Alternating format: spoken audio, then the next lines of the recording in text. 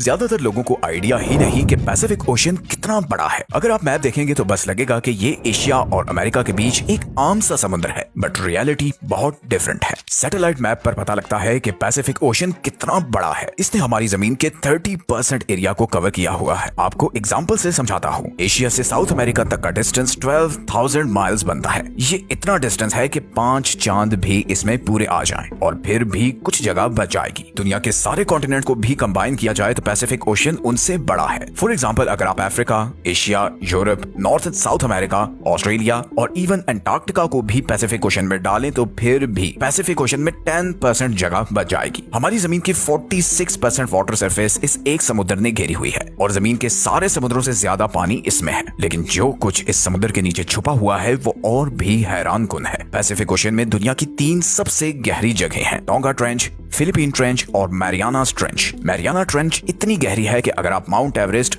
2 बुर्ज खलीफा और 2 Eiffel tower भी इसमें गिरा दें तो फिर भी ऊपर कुछ जगह बच जाएगी। That's how deep and mysterious it is। लेकिन पैसिफिक ओशन इंसानी तारीख और बहादुरी की कहानियों से भी भरा हुआ है। सदियों पहले पोलिनेशियंस ने इस समुद्र को बगैर किसी मॉडर्न टेक्नोलॉजी और शिप्स के क्रॉस किया। ना उनके पास कंपस थे और ना मैप्स, सिर्फ लकड़ी की सादा कश्तियां थी जिनमें हजारों मील का सफर करके वो हवाई, ईस्टर आइलैंड्स और न्यूजीलैंड पहुंचे। फिर आए यूरोपियंस। 1500s में फर्डिनेंड मैगेलन की लीडरशिप में सेलर्स का एक ग्रुप पैसिफिक ओशन क्रॉस करने निकला।